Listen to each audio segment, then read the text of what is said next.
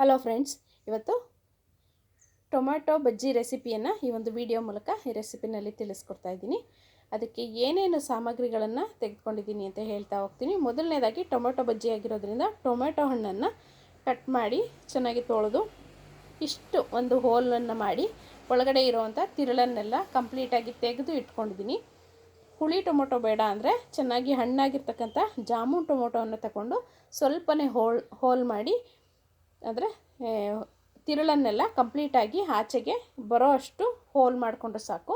ಜಾಸ್ತಿ ಹೋಲ್ ಮಾಡಿದ್ರೆ ನಾವೀಗ ಬ್ಯಾಟರ್ಲಿ ಕಡಲೆ ಹಿಟ್ಟಿನ ಬ್ಯಾಟರಲ್ಲಿ ಎದ್ದಿದಾಗ ಅದು ಒಳಗಡೆ ಹೋಗಿ ಆ ಫಿಲ್ಲಿಂಗು ಕೂತು ಬಿಡುತ್ತೆ, ಬೇಯೋದಿಲ್ಲ, ಹಸಿ ಹಸಿಯಾಗಿ ತಿನ್ನೋದಕ್ಕೂ ಚೆನ್ನಾಗಿರೋದಿಲ್ಲ. ಹಾಗಾಗಿ ಸ್ವಲ್ಪ ಹೋಲನ್ನು ಮಾಡಿಕೊಂಡು ಇಟ್ಕೋಬೇಕಾಗುತ್ತೆ. ಎಲ್ಲವನ್ನು ರೆಡಿ ಮಾಡಿ ಇಟ್ಕೊಂಡಿದ್ದೀನಿ. ಇಲ್ಲ ಅರ್ಧ ಕಪ್ನಷ್ಟು ಕಡಲೆ ಹಿಟ್ಟನ್ನು ತೆಗೆದುಕೊಂಡಿದ್ದೀನಿ. ಅಕ್ಕಿ ಹಿಟ್ಟನ್ನು ಕೂಡ ಅರ್ಧ ಕಪ್ನಷ್ಟು, ರುಚಿಗೆ ತಕ್ಕಷ್ಟು ಉಪ್ಪನ್ನು ಹಾಕಿ ಸ್ವಲ್ಪ ಸೋಡಾ 1 ಟೇಬಲ್ ಸ್ಪೂನ್ನಷ್ಟು ಅಚ್ಕಾರದ ಪುಡಿ, ಸ್ವಲ್ಪ ಶುಂಠಿ ಬೆಳ್ಳುಳ್ಳಿ ಹಾಗೂ 1 ಕೆಂಪು ಮೆಣಸಿನಕಾಯಿಯನ್ನು ಸೇರಿಸಿ ಪೇಸ್ಟ್ ಮಾಡಿ ಇಟ್ಕೊಂಡಿರ್ತಕ್ಕಂಥ ಪೇಸ್ಟು 1/4 ಚಮಚದಷ್ಟು, ಇವೆಲ್ಲವನ್ನು ಹದವಾಗಿ ಸ್ವಲ್ಪ ನೀರನ್ನು ಸೇರಿಸ್ಕೊಂಡು ಗಟ್ಟಿಯಾಗಿಯೇ ದೋಸೆ ಹಿಟ್ಟಿನ ಹದಕ್ಕೆ ಕಲಿಸ್ಕೊಂಡು ರೆಡಿ ಮಾಡಿ ಇಟ್ಕೊಂಡಿದ್ದೀನಿ. ಟೊಮೆಟೊವನ್ನೆಲ್ಲ ಈ ರೀತಿಯಾಗಿ ರೆಡಿ ಮಾಡಿ ಇಟ್ಕೊಂಡಿರುವಂಥದ್ದು. ಈಗ ಟೊಮೆಟೊವನ್ನು ಬ್ಯಾಟರ್ನಲ್ಲಿ ಉಲ್ಟಾ ಇಟ್ಕೊಂಡು ಅದ್ದಬೇಕು, ಇಲ್ಲಾಂದರೆ ಅದು ಕಂಪ್ಲೀಟಾಗಿ ಒಳಗಡೆ ಫಿಲ್ಲಿಂಗು ಕೂತು ಬಿಡುತ್ತೆ. ಆ ಕಾರಣಕ್ಕಾಗಿ ಉಲ್ಟಾ ಇಟ್ಕೊಂಡು ಟೊಮೆಟೊವನ್ನು ಅದ್ದಿ ಅದನ್ನು ಒಂದು ಸರಿ ಜಸ್ಟ್ ಅದರಲ್ಲಿ ಮತ್ತೆ ಸೀದಾ ಮಾಡಿ ಡಿಪ್ ಮಾಡಿಕೊಂಡು ಎಣ್ಣೆಯಲ್ಲಿ ಕರ್ಕೊಂಡ್ರೆ, ಎಣ್ಣೆಯನ್ನು ಬಿಸಿಗೆ ಇಟ್ಟಿದ್ದೆ ಆಲ್ರೆಡಿ.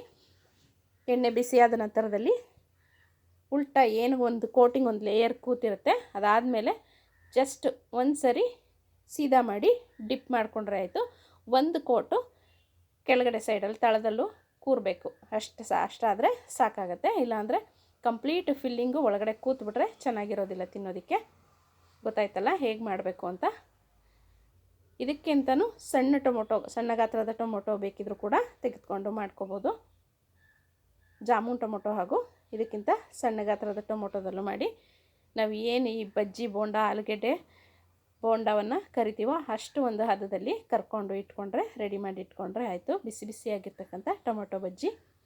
ಇದರ ಜೊತೆಗೆ ನಾನು ಚಿಲ್ಲಿ ಬಜ್ಜಿ ಅಂದರೆ ಬಜ್ಜಿ ಮೆಣಸಿಕಾಯಿಯನ್ನು ಉಪಯೋಗಿಸಿ ಅದೆರಡು ಕೂಡ ಬಜ್ಜಿಯನ್ನು ರೆಡಿ ಮಾಡಿ ಇಟ್ಕೊತಾ ಇದ್ದೀನಿ. ಎರಡರ ಕಾಂಬಿನೇಷನ್ ಕೂಡ ತಿನ್ನೋದಕ್ಕೆ ತುಂಬಾ ಚೆನ್ನಾಗಿರುತ್ತೆ.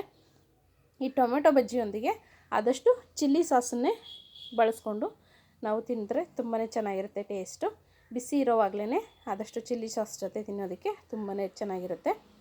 ನೋಡಿದ್ರಲ್ಲ ಈ ರೆಸಿಪಿ ಎಷ್ಟು ಸುಲಭವಾಗಿ ಮಾಡೋದು ಅಂತ. ಈ ರೆಸಿಪಿ ಇಷ್ಟ ಆಗಿದರೆ ಮರಿದೇ ಚಾನಲನ್ನು ಸಬ್ಸ್ಕ್ರೈಬ್ ಮಾಡಿ.